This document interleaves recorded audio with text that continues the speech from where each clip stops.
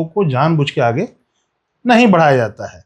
जिनकी संख्या 2% 3% है, देखिए आज राज कर रहे हैं। डायरेक्ट इनडायरेक्ट में माननीय मुख्यमंत्री जी सम्राट चौधरी जी बोल चुके हैं, डायरेक्ट इनडायरेक्ट में करीब करीब 40,000 करोड़ रुपए का रेवेन्यू लॉस है बिहार गवर्नमेंट को। तन मन धन के साथ, तन मन और धन के साथ धन क्यों मैंने पार्टी का सेवा किया। दिन रात एक किया, झारखंड में दौरा पे दौरा हमने किया, बहुत मेहनत किया, बनी, बहुत कुछ हुआ। आश्वासन मिला था कि आपको विधान परिषद भेजा जाएगा, चाहे आपको कमेटी में कहीं बोर्ड्स में कहीं जगह मिलेगा, लेकिन कुछ नहीं हुआ। तो आश्वासन मिली थी कि आपको गया से टिकट मिलेगा, अगर मिलता तो शायद वो सीट मैं निकाल करके कांग्रेस को देने का काम करता, बट नहीं हो पाया किसी कारणवश। ये तो होना ही है ना, मजबूरी है। जैसे आज हम व्यापारी भी हैं, तो हमें ही अगर कोई कॉन्फ्रेंस कराना तो बिहार में नहीं करा सकते, मेरी मजबूरी है। बिहार में जिसकी जितनी संख्या भारी उसकी उतनी हिस्सेदारी की बात खूब होती है। तमाम राजनीतिक पार्टियां कमोबेश इसी मुद्दे पे राजनीति करती हैं, लेकिन क्या सच में ऐसा होता है? हकीकत इससे बहुत ही अलग है। हम आज इस बात की चर्चा इसलिए भी कर रहे हैं कि बिहार में अब जो है निज़ाम बदल गया है, और इस बदलते निज़ाम में क्या जिसकी जितनी संख्या भारी है उसको उतनी हिस्सेदारी मिलेगी? आज हम इसी मुद्दे पे चर्चा करेंगे। हमारे साथ कुणाल अग्रवाल जी हैं, मगध क्षेत्र के नामी बिजनेसमैन भी कह सकते हैं, बिजनेस आइकॉन हैं और कांग्रेस के लीडर हैं। सबसे पहले तो स्वागत है आपका। नमस्कार, धन्यवाद, बहुत बहुत धन्यवाद। काफ़ी दिनों तक आप जदयू में रहे, काफ़ी काम किया जदयू में, झारखंड का प्रभारी भी बनाया गया था आपको, उसके बाद कांग्रेस में आ गए, क्यों?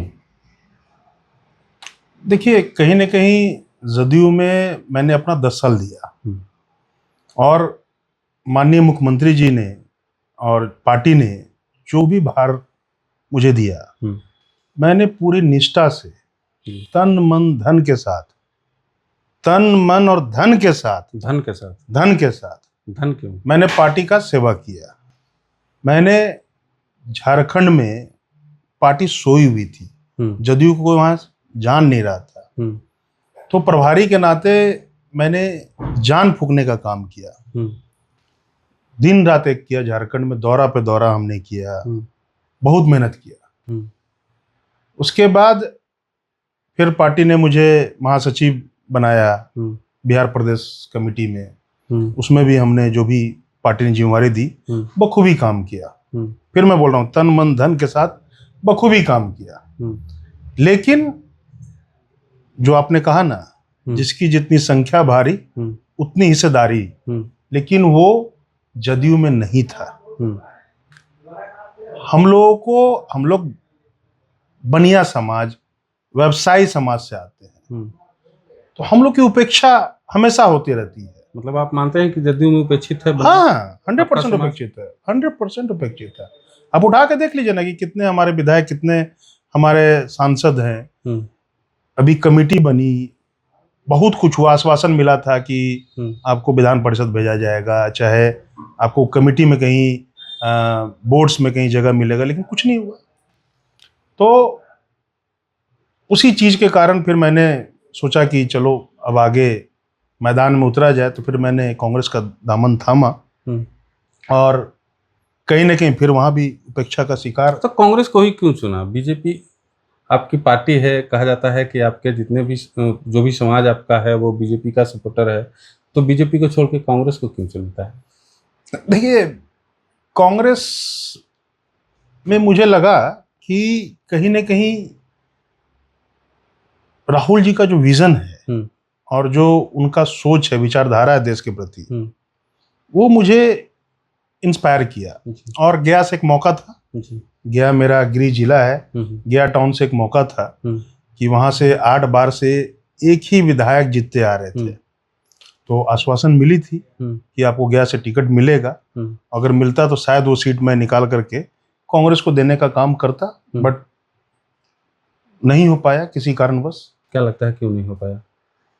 जो भी कारण रहा हो, अब आला कमान ऊपर के जो लोग हैं वो सोचे इस पे कि क्या हो पाया। आज वहाँ 18,000 वोटों से हार का सामना करना पड़ा है उनको। जो कि पिछले बार मार्जिन 12,000 का था, इस बार 18,000 का था, और जो कैंडिडेट का सिलेक्शन था वो गलत था, उसी कारण से हुआ है। अब लगता है कि बिहार में निजाम बदल गया है। अब क्या होगा आपकी रणनीति, आप अगली रणनीति क्या होगी? देखिए, मेरी रणनीति तो अब देखा जाएगा वक्त के साथ क्या हो सकता है, लेकिन बिहार का जो आज पोजीशन है, जो स्टेटस है, आज बिहार फाइनेंशियल क्रंच में है। बीइंग एज ए व्यापारी मैं बात कर रहा हूँ, Bihar is going through financial crunch. ठीक है, फंड नहीं है बिहार सरकार के पास। सबसे पहले मेरा मानना है कि यहां सब कुछ छोड़ करके सबसे पहले दारू चालू करना चाहिए। सबसे पहले दारू चालू करना चाहिए। क्या फायदा होगा? फायदा रेवेन्यू आएगा। डायरेक्ट इनडायरेक्ट में माननीय मुख्यमंत्री जी सम्राट चौधरी जी बोल चुके हैं, डायरेक्ट इनडायरेक्ट में करीब करीब 40,000 करोड़ रुपए का रेवेन्यू लॉस है बिहार गवर्नमेंट को।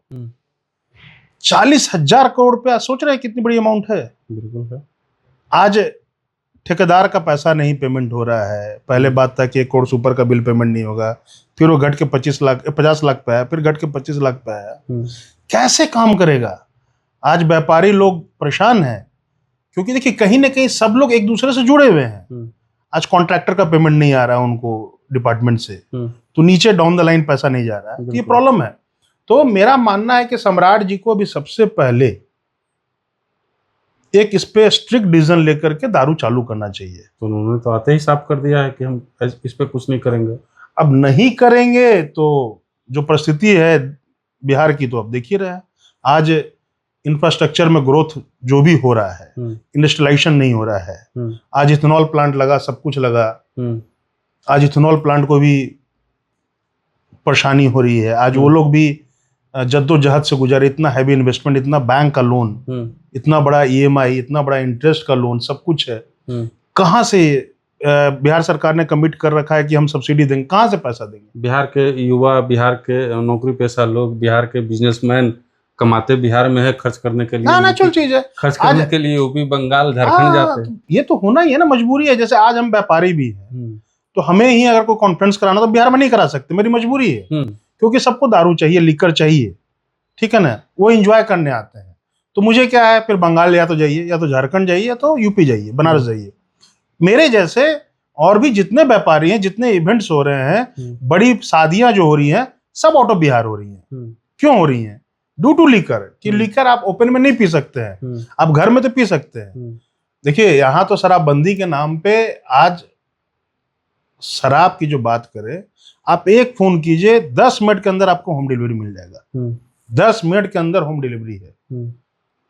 अच्छा, दूसरा प्रॉब्लम समझिए कि आज जो हमारे यूथ है, जैसे पहले था ना उड़ता पंजाब, अब ये उड़ता बिहार होने जा रहा है। जान लीजिए आप, आने वाले कुछ दिनों में आप सुनेंगे कि उड़ता बिहार एक नया पैदा हो गया है। सूखा नशा से जो ग्रसित है हमारे बच्चे, छोटे छोटे 18 साल, 17 साल, 20 साल के जो बच्चे हैं, सब सूखा नशा से ग्रसित है।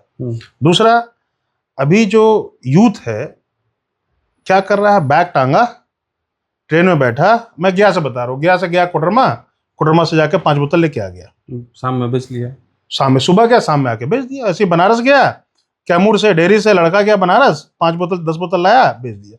तो बॉर्डर से सब ओपन है, कहीं कोई पूछने वाला नहीं है, no one is there to ask. चलिए अब हम मुख्य मुद्दे पे आते हैं। आपका जो समाज है उसकी आबादी बिहार में करीब 12-13% है, लेकिन आज तक बिहार के इतिहास में एक भी मुख्यमंत्री आपके समाज से नहीं आए।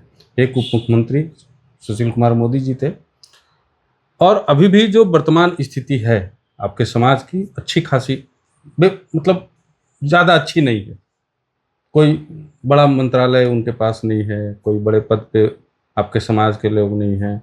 इतना कंट्रीब्यूशन बिहार में आप लोग कर रहे हैं। नहीं, केवल बिहार में नहीं, पूरे देश में हमारे समाज से ज्यादा किसी ने कंट्रीब्यूट नहीं किया है। मैं बताता हूं कैसे। सबसे ज्यादा टैक्स पेयर कौन है? बनिया समाज, क्योंकि व्यवसाय सबसे ज्यादा बनिया करते हैं। बिल्कुल ठीक है, हम लोग सबसे ज्यादा टैक्स पेयर्स है। दूसरा, सबसे ज्यादा सामाजिक काम कौन करता है? बनिया समाज। धर्मशाला बनाना है, बनिया समाज। कन्या सामूहिक विवाह कराना है तो कौन कराएगा? तो बनिया समाज कराएगा, मारवाड़ी समाज कराएगा। तो सब काम करने के लिए हम लोग आगे हैं। भागीदारी मांगो तो भागीदारी मिलना नहीं है हम लोगों को। ये तो शुरू से चला आ रहा है, परिपाटी हो रखी है। हम लोग की हक की बात करने वाले कोई नहीं है। हमारा समाज आज इतना ज्यादा, आप देखिए ना, जितने भी रोटरी क्लब्स हैं जो भी है, उसमें सबसे ज्यादा आपको मैक्सिमम नंबर्स ऑफ जो मिलेंगे लोग सब बनिया समाज से मिलेंगे, मारवाड़ी समाज से मिलेंगे। और सामाजिक जहां भी आप, अभी गर्मी का समय है, पेयजल लगा होगा, कहीं भी लगा, प्याव लगा होगा, सब हमारा समाज ही करता है। लेकिन बावजूद इसके उपेक्षित है ड्यू टू कहीं ना कहीं हम लोग को उपेक्षित रखा गया है। हम लोग को, जैसे ये जातीय जनगणना जो हुई है, हम उस पे आते हैं, अगर उस पे बात की जाए तो उसमें भी हम लोग को बांट दिया गया है। ठीक है ना, अलग अलग अलग अलग अलग अलग कैटेगरीज में बांट दिया गया है। व्हाई? आज अलग एक समाज की, मैं नाम नहीं लेता हूं, कोई समाज की तोड़ने का काम किया गया, तोड़ करके एकदम बिखेर दिया गया है। ठीक है ना, कहीं पे भी हम लोग एक 12-13% जो आप बोल रहे हैं, एक जगह नहीं है कहीं पे, हम लोग सबको अलग अलग बांट दिया गया है। तो ये प्रॉब्लम है, इसलिए बांटा गया है कि अगर इन लोग को एक साथ दिखला दिया जाएगा तो ये लोग हावी हो जाएंगे। ठीक है ना, तो ये सोची समझी साजिश के तहत हम लोगों को जानबूझ के आगे नहीं बढ़ाया जाता है। जिनकी संख्या 2% 3% है, देखिए आज राज कर रहे हैं। अच्छा, बिहार के समाज में एक चीज़ और हम देखते आ रहे हैं, महसूस भी किए हैं कि जो दबंग जातियाँ होती हैं वो हमेशा से मतलब ओबीसी समाज को, या मतलब खास करके आपके समाज को हमेशा से समाज में एक दबाती आई है। आज क्या स्थिति है वास्तविक? देखिए, वास्तविक हम लोग क्या है ना कि शुरू से शांति प्रिय आदमी हैं। हम लोग व्यापार करना जानते हैं शांति के साथ, और बहुत हुड़दंग में हम लोग को कहीं आप देखे नहीं होंगे आज तक कि हम लोग कहीं बहुत हुड़दंग किए या कुछ किए। हम लोग शांति से अपना काम धंधा करते हैं, व्यापार करते हैं, व्यापार करके अपना रोजी रोटी चलाते हैं, अपने परिवार का हम लोग भरण पोषण करते हैं। उसी के साथ साथ केवल अपने परिवार का नहीं, हम लोग पूरे समाज को भी देख के चलते हैं। लेकिन सरकार की तरफ से आज हम लोग उपेक्षित हैं। हमें वो दर्जा नहीं दिया गया है जो चाहिए, जो मिलना चाहिए, जिसका हकदार है, जो कंट्रीब्यूशन मिलना चाहिए। मान लीजिए 12-13% हम लोग हैं तो उसके हिसाब से भागीदारी मिलनी चाहिए। कहाँ मिला? आज तक नहीं मिला है। ठीक है ना, आप कितना भी कुछ कर दीजिए, नहीं मिलेगा आपको, आगे भी नहीं मिलेगा। मतलब न सिर्फ संख्या की बात कर रहे हैं, आर्थिक कंट्रीब्यूशन भी जो आपका है, जो आपके समाज का है, वो भी सबों से ज्यादा है। बावजूद इसके, देखिए, दिन आएगा, दिन तो आता है, सबका दिन बदलता है, दिन आएगा। अभी समय लग रहा है। हमारी समाज आज भी, जैसे हम भी अपने समाज में लोगों को प्रोत्साहित करते हैं, बट कहीं ना कहीं वो थोड़ा क्या है ना कि नहीं बोला कि सुबह अपना काम करना है, शाम में अपना घर में चले जाना है। इस बात से संतुष्टि है कि चलो बिहार में ना सही, केंद्र में सबसे बड़े पद पे हम ही हैं। देखिए, वो तो संतुष्टि है ही, बट हम लोग बिहार के रहने वाले हैं, तो बिहार में भी हम लोग को उतनी भागीदारी मिलनी चाहिए। ठीक है, और अभी जो यूथ हम लोग के समाज के आ रहे हैं, अब वो लोग माइंड मेकअप कर रहे हैं, अब वो लोग आगे बढ़ रहे हैं, और अगर नहीं मिलेगा तो छीनना पड़ेगा।